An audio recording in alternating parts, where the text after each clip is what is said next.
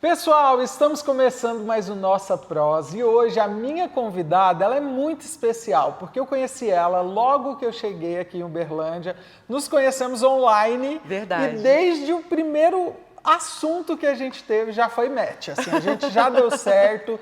É uma pessoa que eu admiro muito ela é palestrante, ela é mãe, ela é cantora e a gente vai descobrir muito mais coisa que ela faz, porque ela é uma artista, gente. Que prazer, Sara. Obrigada, que alegria te receber aqui, viu? Alegria toda minha estar aqui com você, com esse público lindo, maravilhoso. E ó, gente, eu e a Sara, a gente deu certo de cara, assim, não foi, É Sara? verdade, é verdade. Deu certo, assim, o assunto, rolou uma conexão com a gente de cara, né, Sara? É isso aí. E me conta mais, pra gente começar aqui, quem é a Sara? Então, a Sara é uma mulher muito feliz, muito de bem com a vida. Sou casada há 30 anos com o Rodrigo. Sou mãe do Lucas, da Jéssica, da Kelly e da Kathleen. E sou cofundadora da Pontes de Amor. Sou uma mulher que ama a Deus, que ama música. E sou amiga do meu time. E Sara, você sempre foi artista? Desde nova você já percebia essa aptidão? Como que foi a música na sua vida? Lá em casa tem uma foto minha com 2 anos de idade com o microfone na mão. Sempre gostei de recitar poesia, de escrever, sempre gostei de cantar, sempre gostei de música, desde pequena. E na sua família também tem músicos? Sim, o meu avô, ele era gerente, ele era maestro de orquestra, gerente de coral, ele tocava violino. Então, eu acho que essa aptidão pela música vem da parte do meu avô. E eu e meu irmão, nós pegamos muito isso, sabe? Então, a gente gosta. Eu toco um pouquinho de violão também. Nunca tive a oportunidade de estudar muito a fundo, não, mas eu dou minhas arranhadas. Mas canta sempre que Canto. pode. Gente, a música, ela realmente é algo diferente, né? Assim, é algo que nos move, assim. Eu falo que a música ela me leva para um lugar muito especial. É verdade. Isso. Eu falo que a gente que é apaixonado por música, a gente não consegue ficar sem. Se tirarem a música da gente, a gente fica meio manco, O assim, Rodrigo fica também faltando. canta? Não. O Rodrigo, Lucas canta? Não. O Lucas canta e é Toca, baterista. né? E Sara, me conte mais, assim. Gente, a história da Sara é linda. Eu acho que a primeira vez que eu vi a história da Sara foi no Luciano Huck. Isso. Como que foi a experiência do Luciano Huck? Vamos contar Foi uma pro linda pessoal. surpresa, porque o pessoal do G1 entrou em contato e naquela época eu era presidente da Associação Nacional de Grupos de Apoio à Adoção. Então, qualquer coisa que acontecia no Brasil que tinha a ver com adoção, era comum o pessoal da mídia entrar em contato, né? Inclusive da mídia nacional. E aí eles entraram em contato, dizendo que estavam querendo fazer uma reportagem sobre adoção, mas que queriam emplacar alguma coisa assim a nível nacional, tipo, na época era o programa da Fátima Bernardes, ou quem sabe até no Fantástico. Eu falei, legal. Só que eles começaram a me ligar muito, ia ficar muito tempo no telefone comigo, o que não era tão comum. Eu pensei, nossa, eles realmente estão querendo fazer uma reportagem legal, né? Até que lá pelas tantas ele me liga e fala, Sara, deixa eu me apresentar direito. Eu sou do G1, sim, só que eu trabalho com o Luciano Huck e a gente tem o quadro Inspiração e dentre 500 indicados, né, tem toda uma tutoria e tal, e uma curadoria, aliás, e a gente tinha que escolher 7 casos e vocês foram um dos casos escolhidos. Eu quase caí, eu só não caí porque eu estava sentada. Falei, gente, que barato. E aquilo foi logo antes do começo da pandemia. Então, foi antes? A gravação foi logo antes do boom mesmo. Do boom, da gente ter que ficar em isolamento e tal, né? Então, eles gravaram em abril com a gente, acho que foi. E depois a gravação no Projac foi só em dezembro, né? Porque teve que dar todo aquele distanciamento por causa da pandemia e tal. Mas foi, assim, uma grata surpresa. Eles queriam falar sobre histórias inspiradoras, né, de gente que transformou o seu limão numa limonada, né, e que hoje, por causa da sua história, causava transformação social. Então veio o caso da Pontes de Amor, né, que o Rodrigo e eu somos cofundadores e tal, que tem tudo a ver com a nossa história, porque nós, 3 dos nossos 4 filhos vieram por adoção, as meninas chegaram pelos caminhos da adoção. E justamente depois da gente adotar as meninas, a gente foi vendo a necessidade de um grupo de apoio, de alguém que oferecesse cuidado não só para as crianças, mas também para as famílias. E daí nasce então a Pontes de Amor, que hoje já está com 14 anos. 2012? 2012, exatamente. Sabe como foi a ideia? Como foi a sementinha plantada da Ponte de Amor? Você se lembra, assim, a primeira vez que vocês falaram na prática, assim, olha, vamos fazer isso? Sim, foi muito interessante, Milton, porque a gente procurou um grupo de apoio à adoção aqui em Uberlândia e vimos que não tinha. Na verdade, a gente estava procurando porque a gente precisava de apoio, né? E aí, quando a gente percebeu que não tinha, começou aquele negócio assim, nossa, mas então a gente precisa começar um grupo de apoio em Uberlândia. Só que, no começo, era tudo muito novo, a gente vivendo... Quando Kelly e Kathleen chegaram, que são as gêmeas, né? Foi de 2 a gente passou para 4. Kelly e Kathleen chegaram com muitas marcas da história que elas tinham vivido. Então, assim, foi uma loucura. A gente estava aprendendo a ser pai e mãe, e, de repente, a gente vivendo uma chapa quente lá em casa. Sim. E aí a gente pensava assim, não, mas como que a gente vai querer ajudar os outros se nós ainda estamos precisando de tanta ajuda? Só que quando a gente pensava em desistir, na mesma hora tocava o telefone e ou era o pessoal do fórum pedindo para que a gente fosse lá dar o nosso depoimento num curso que eles estavam ministrando, ou era o pessoal do Correio de Uberlândia na época, ou da TV, pedindo um depoimento de adoção. Então, assim, parecia que Deus não deixava mesmo que aquela chama se apagasse no nosso coração, sabe? Era algo que era maior do que nós. Até que a gente resolveu fazer uma reunião com 11 outros amigos que tinham a ver com a infância, com a juventude e tal, eram pais por adoção, conselheiros tutelares, gente envolvida na educação, gente que estava envolvida com criança e adolescente. E aí a gente foi compartilhar com eles do nosso sonho, né, daquilo que a gente desejava, e eles falaram, não, estamos juntos. E um dos nossos amigos já falou, não, essa daqui já tem que ser a nossa primeira reunião oficial, já vai ser a nossa assembleia, a gente já vai eleger uma diretoria aqui, e a gente até assustou, né, a gente falou, nossa, sério? E de repente a gente estava com uma criança grande no colo, né, com uma empresa, com uma organização da sociedade civil. E a gente falou, não, agora tem que ir mesmo, não tem mais como voltar para trás. Sim. E foi incrível como que as pessoas, quando a gente, na época, o must era o Facebook, né? Quando a gente colocou no Facebook que a gente estava começando a Pontes de Amor, várias pessoas falaram, não, eu quero ser parte disso e tal. E havia uma demanda reprimida muito grande. Então, no instante, a gente já estava com projetos acontecendo dentro da Pontes.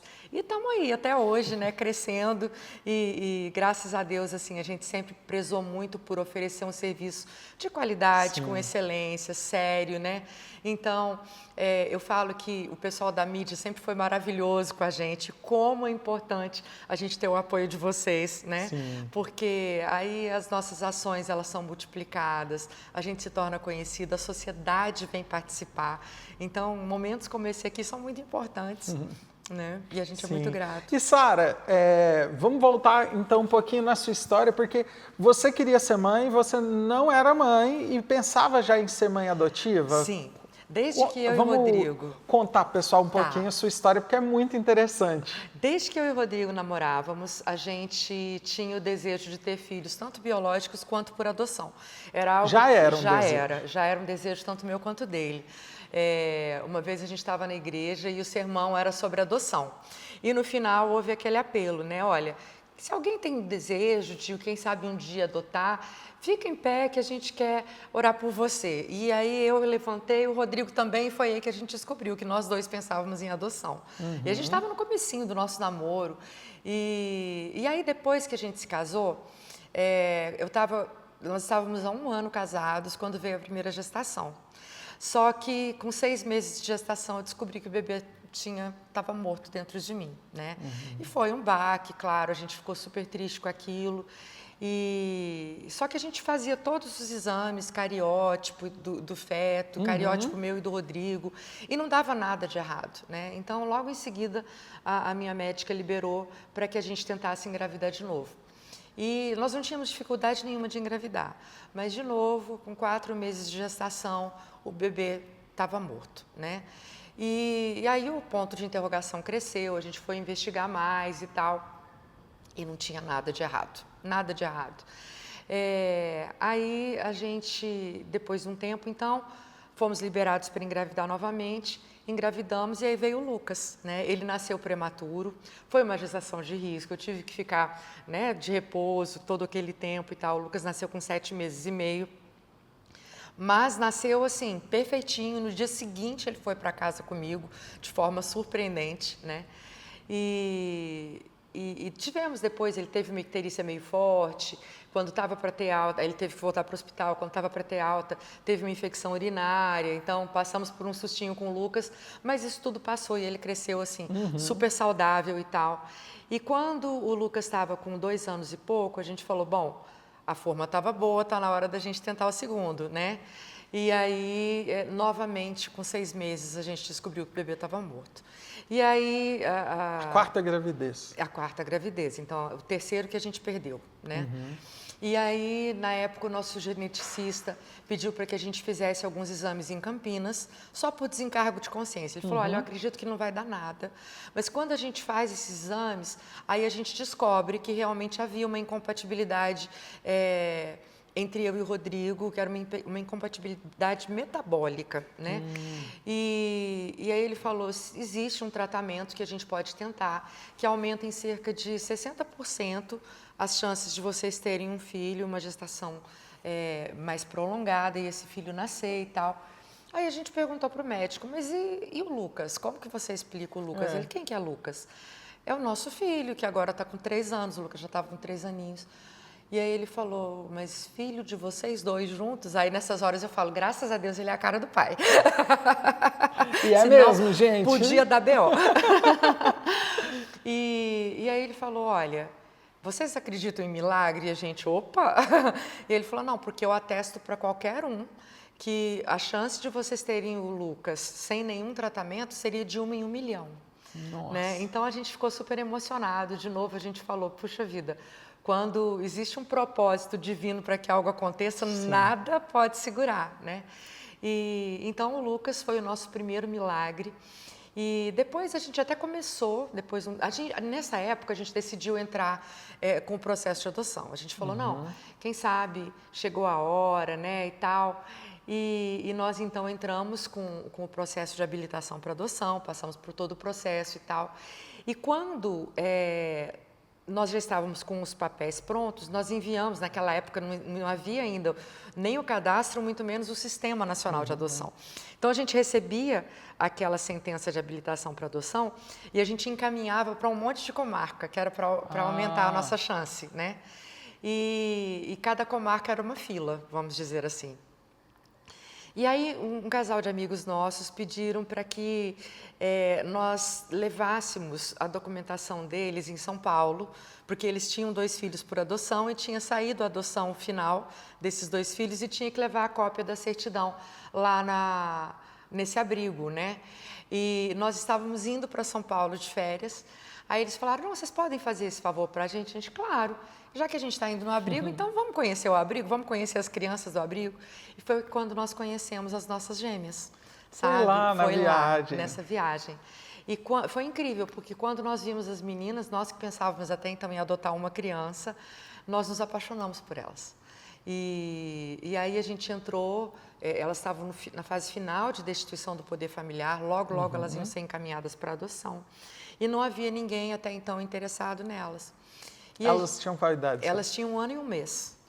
E aí a gente manifestou interesse no processo, só que nesse meio tempo a família se mudou de um canto de São Paulo para outro, aí até esse processo chegar lá demorou 6 meses, lá eles resolvem começar todo o estudo de novo e por fim eles resolvem aproximar a família biológica e não deu certo de novo. Só que com isso se passaram anos.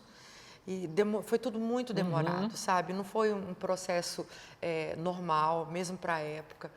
E até que a gente chegou a pensar, puxa vida, quem sabe não era para ser e tal. Nesse meio tempo, nós fomos chamados para uma cidade aqui da volta para conhecermos uma menina, e era a Jéssica, né? E a Jéssica foi foi o oposto do não ser normal num processo judicial, porque eu fui conhecer na segunda, aliás, eu recebi o telefonema na segunda, fui conhecê-la na terça e na quarta eu fui buscar, a documentação já estava pronta. O juiz ia sair de férias, era uma comarca nova pequena, também. ela tinha de 3 para 4 aninhos, né? E foi, assim, uma alegria enorme. O Rodrigo estava fazendo um curso nos Estados Unidos, então ela conheceu o Rodrigo na época pelo Messenger. E foi, assim, um grande presente que Deus nos deu. Depois de 1 ano e meio que a Jéssica estava com a gente, deu aquela reviravolta no processo das meninas e, por fim, elas estavam agora precisando de uma família que as adotasse. E aí eu falo de novo, né, que o mundo deu todas as voltas que precisava, mas Kelly e Kathleen chegaram em casa, já com 5 anos e meio, com todas as marcas dessa história que viveram, né? Mas, graças a Deus, chegaram as nossas filhas. Sara, que história!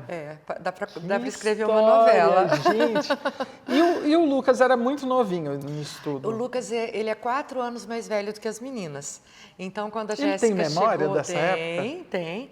Porque quando a Jéssica chegou, o Lucas estava de 7 para 8, né? E ele queria muito as irmãs. Ele pedia muito a Deus porque queria as irmãs.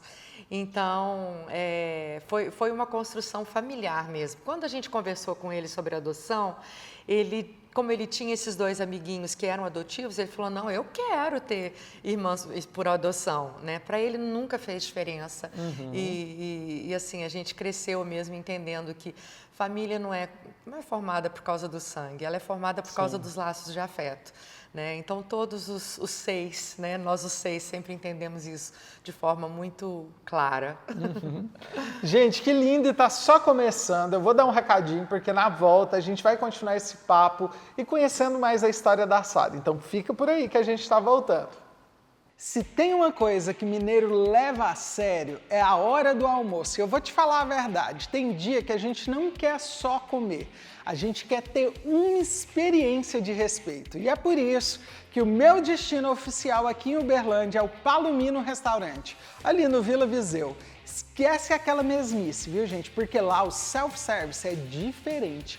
É uma covardia de tão completo. A comida tem aquele sabor de verdade e o ambiente é perfeito para dar aquela pausa no meio do dia. Quer almoçar bem de verdade com conforto e praticidade? Passa no Palomino Restaurante aqui no Vila Viseu. É o seu almoço elevado a outro nível. Só vai! Pessoal, voltamos e eu quero saber, quem vê tudo bonito no papel não imagina a montanha-russa emocional que é um processo de adoção, né, Sara? Não. Tanto você vivenciou isso em casa, como acompanha várias famílias, né? Quais são os mitos que tem hoje em dia ainda em torno da adoção e o que você percebe assim que ninguém conseguiu te contar antes que seria? Então, as pessoas normalmente chegam com uma visão muito romântica da adoção, né?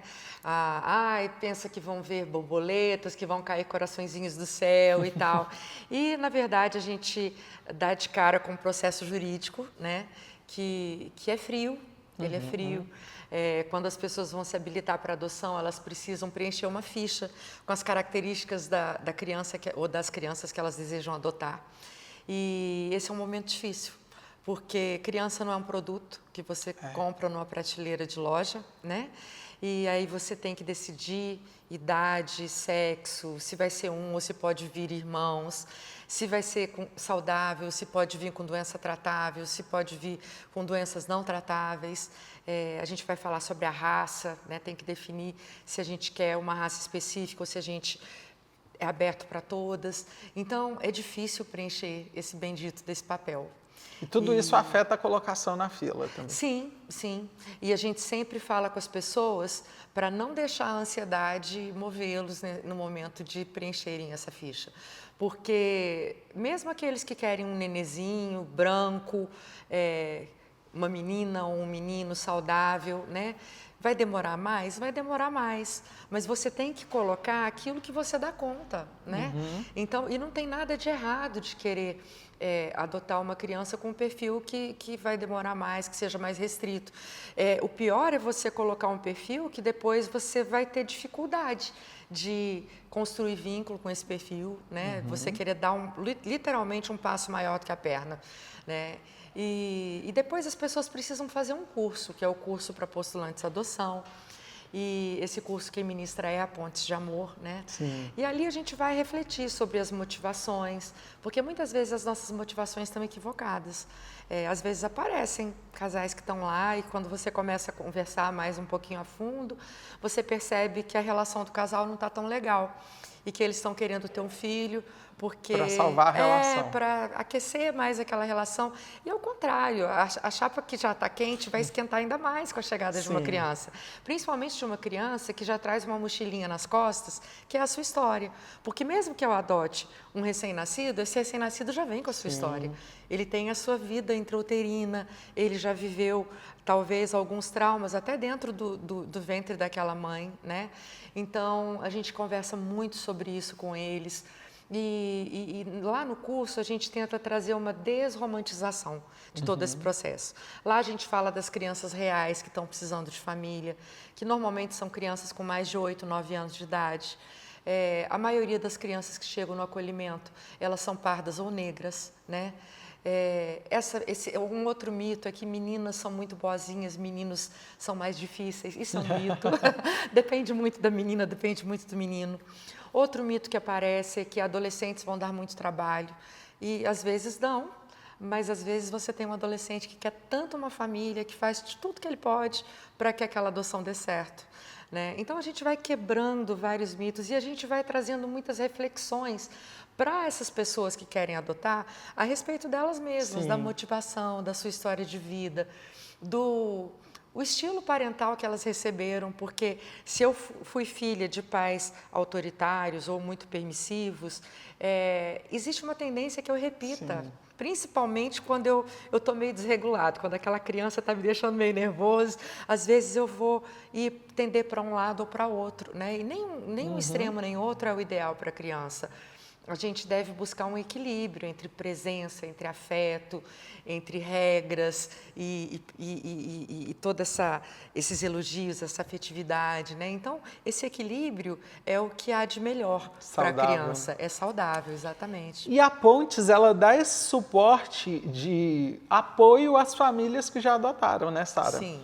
Porque às vezes é o que você falou, a família está ali perdida numa situação que ela ainda não viveu e aí eles recorrem a esse grupo, né? Exatamente, a gente dá todo esse apoio desde do antes, né?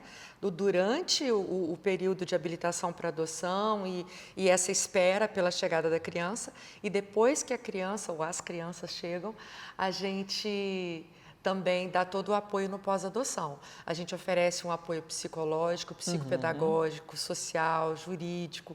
Então, a gente tenta cercar de todos os lados para que essa família e essas crianças fiquem bem. E hoje qual é a realidade de Uberlândia que você percebe em relação à adoção? Tem ainda muitas crianças na fila, na espera?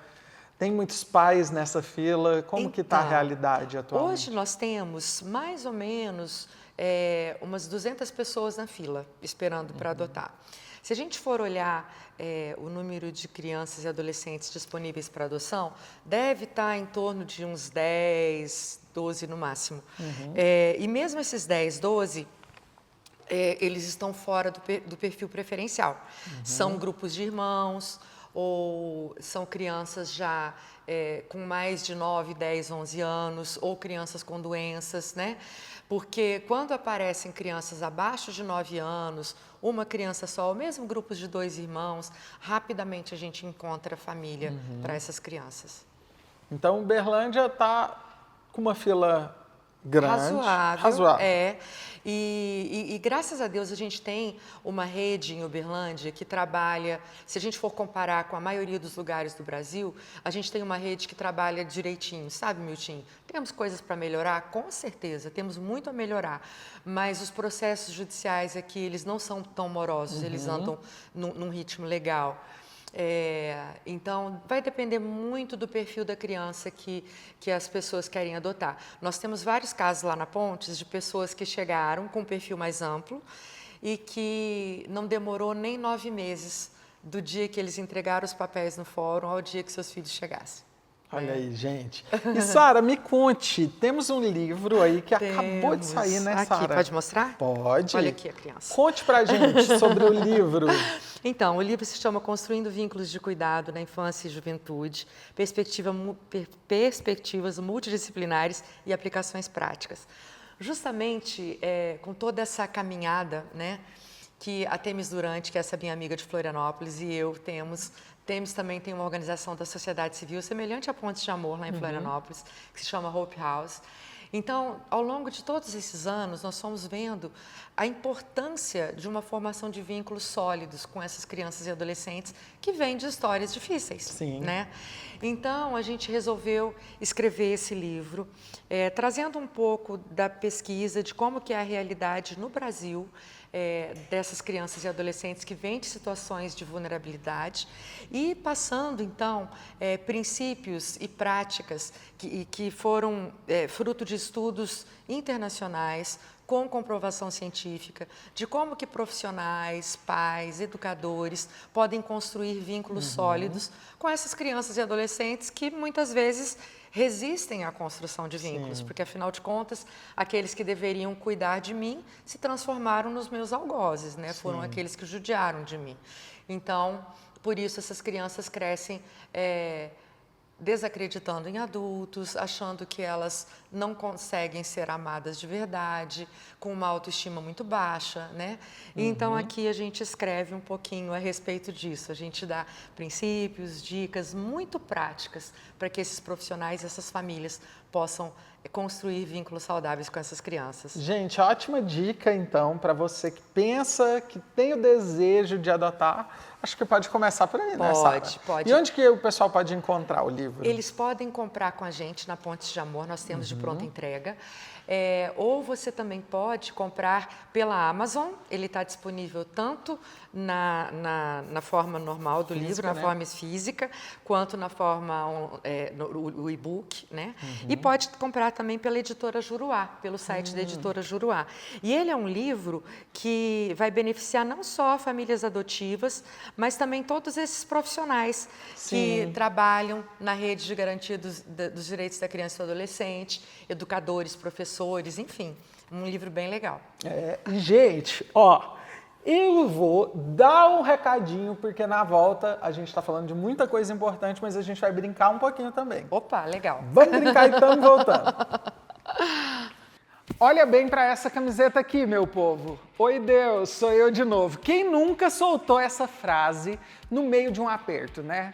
Mas, deixa eu falar uma coisa para vocês, porque hoje é sobre estilo, fé e criatividade. Essa camiseta lindona aqui é da Level Santo, uma loja que teve uma sacada sensacional. Eles pegaram as nossas expressões de fé e misturaram com a cultura pop, com o mundo geek. É roupa com propósito, com qualidade e com uma pegada divertida. Para você que quer andar no estilo e carregar sua devoção de um jeito leve e moderno, o caminho é um só. Faz o seguinte, entra agora mesmo lá no Instagram Level Santo e dá uma olhada na coleção completa. Segue o perfil e escolha as suas favoritas. Level Santo, vista sua fé com estilo. Essa oversize aqui, tá top, né? Pessoal, voltamos e aqui no Nossa Prosa a gente gosta de brincar. Então agora a gente vai brincar disso ou aquilo. Eu vou te falar duas coisas e você escolhe só uma. Tá bom. E por quê? Reunião de diretoria até tarde, resolvendo BOs, que todo ONG, todo lugar tem. Ou responder 500 mensagens no WhatsApp ao final de semana. A reunião de diretoria até tarde. É pior. Você é uma pessoa ativa no WhatsApp, nas redes? Eu sou uma pessoa ativa, eu respondo, e quando eu não respondo, deixo lá marcado não lido para eu responder assim que dá. Mas entre os dois, no final de semana, eu quero me ver livre do WhatsApp. Então, eu prefiro ficar até mais tarde numa reunião de diretoria, tomar decisões inteligentes e me ver livre do WhatsApp no final de semana. Tá bom, então. Tá bom. Escrever um livro em um mês ou explicar a legislação de adoção para alguém que não sabe nada. O que é mais difícil? O que é mais difícil? Você demorou quanto tempo para escrever? Esse livro aqui foram 9 meses. Foram 9 foi uma meses gestação. escrevendo, foi uma gestação, Então, você falou de duas coisas que eu toparia, o desafio de escrever um livro em um mês, mas eu acho mais difícil do que explicar tudo sobre a legislação, que isso aí eu sento em meia hora eu explico. E as pessoas têm muitas dúvidas. E te procuram, assim, fora da Pontes também? Tipo, te encontram e falam, eu pensei isso aqui. Procuram. E claro, se é algo rapidinho, a gente fala ali, mas se eu vejo que é uma coisa que vai demorar mais um pouquinho, eu já aprendi a ter esse limite, né? Eu falo, não, vamos marcar um horário que eu vou te atender com toda a atenção, vou te dar todas as explicações e tal, né? E tem toda uma equipe lá na Pontes também para atender, né? Dar uma notícia de adoção ou encontrar depois de anos uma família que adotou. Qual é mais emocionante? O mais emocionante é encontrar depois de anos uma família que adotou. Porque aí não é só a notícia da adoção, eles vêm com toda a história daquela construção. Você está fazendo perguntas difíceis, os dois são muito emocionantes. Você se lembra, assim, de alguma vez que você foi dar a notícia que foi muito especial? Lembro. Que pode contar para a gente? Posso. Foi um caso que me marcou muito. Foi o primeiro caso de busca ativa. A gente chama de busca ativa quando existe uma criança que não está encontrando uma família para eles e aí eles pedem ajuda para que a gente encontre uma família para aquela criança. E esse menino era de outro estado, ele tinha passado por uma situação muito grave de tortura, ele foi encontrado assim quase que à beira da morte, sabe? E quando eu conversei com esse casal sobre o caso deles, eles nem quiseram saber das marcas físicas que iriam ficar, de tudo que eles tinham passado. Eles se emocionaram com a história, eles perceberam questões em comum da história daquela criança com a história que eles mesmos já tinham vivido, sabe? E foi muito emocionante. E hoje esse menino já é um adolescente e é um menino fantástico. Aqueles casos que você fala assim, olha, o menino pode dar problema nisso, naquilo. A gente achava que ele podia dar todos os problemas e ele não deu problema nenhum. Uma criança super feliz, super de bem com a vida, sabe? E uma família fantástica. Então, foi muito especial esse caso para mim. E de alguma família que você encontrou depois de muito tempo da adoção e que foi emocionante também? Foi uma amiga minha do Rio de Janeiro, que eu ajudei muito na época que ela queria adotar uma adolescente, uma menina de 12 anos. E na época que ela estava nesse processo de talvez se aproximar e depois de aproximação, ela me ligava muito, ela fazia muitas perguntas, então eu dei muitas orientações para ela. E há pouco tempo ela me mandou uma mensagem agradecendo e dando notícia delas. Ela é sozinha, ela é mãe solo. E de como superaram tudo e tal. E foi muito emocionante para mim, depois de anos, ouvir essa história. E eu vi que aquelas sementinhas que você semeia, a gente não tem nem noção, né? Dos frutos que elas dão, do quanto aquilo foi importante para ela, né? Às vezes é uma conversa e a gente não dá tanto valor, mas a experiência da gente, aquilo que a gente já aprendeu, é transformador. E isso é muito legal, é muito legal. Chorar assistindo um reencontro de uma família ou segurar o choro para manter a postura em uma palestra ou em um momento. Você é chorona, Sara? Eu sou. E eu choro em palestra.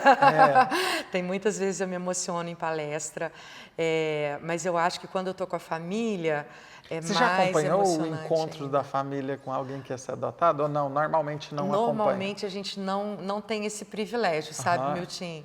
Como que funciona? Aí vai no abrigo a família com...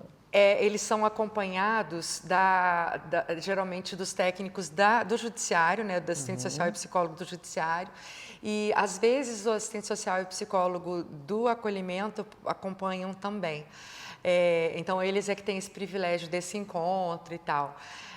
Mas a gente fica sabendo logo em seguida, porque as famílias criam um vínculo com a gente. Então é muito legal, logo eles mandam foto deles com a criança, contam como que foi e choram. E a gente se emociona muito com essa fase de encontro. E, Sara, isso é chamado em muitos lugares para contar a sua história também. Sim, e para dar formações, para dar cursos, sim. Nossa, muito legal. Isso é um privilégio também. Acolher alguém com um conselho de mãe, de alguém que tenha experiência, ou acolher com um prato de comida, um lanche? Com a mesa posta é muito mais gostoso. né? Eu cheguei aqui hoje, você me ofereceu um pastelzinho. Um pastelzinho delicioso para receber minha convidada. Delicioso, é o meu favorito. Ah, então tá bom. Mas normalmente você recebe muita gente Sim, assim? sim, a gente recebe gente lá em casa e mesmo quando é coisa rápida, nem que seja um cafezinho, às vezes um pãozinho de queijo, um bolinho, a gente quer oferecer. Mas a gente gosta mesmo de preparar a mesa, a gente sentar ao redor da mesa, ouvir, né? fazer uma refeição, porque ali a gente abre o coração, a gente ouve as histórias, não tem lugar preferido lá em casa do que a mesa, a gente prefere a mesa. Ó, continuando, gente, pra gente encerrar, eu vou te fazer algumas perguntas do nosso quadro do Eu Nunca. Você vai falar se já ou se nunca. Tá bom. Tá? Eu nunca chorei escondida depois de ouvir uma história emocionante na Pontes. Eu já. Segurou e depois... Já. Se acompanha Principalmente, eu choro escondido, principalmente quando são casos difíceis. Muitas vezes as famílias chegam em momentos muito difíceis e a gente tem que manter a aparência, acolher, contar um pouco da nossa história, apresentar ferramentas que eles podem usar com seus filhos, mas muitas vezes depois que essas famílias saem, a gente conhece a dor, porque a gente já esteve nesse lugar, eu entro no banheiro e eu choro. Eu nunca perdi a paciência com alguém que veio com um papo preconceituoso sobre adoção. Eu já perdi a paciência várias vezes. Ainda tem muito preconceito, Sara, com a adoção? Existe, Milton, existe. Tem com gente as crianças, não. Você acha que hoje em dia não mais? Existe com as crianças também. E geralmente o preconceito vem de uma forma velada. Muitas vezes perguntam na frente das crianças, mas quais são os seus de verdade e quais são os seus adotivos? Poxa, já aconteceu todos com são você? de verdade, já. E aí a hora que a gente responde meio curto e grosso, todos são de verdade, todos são nossos.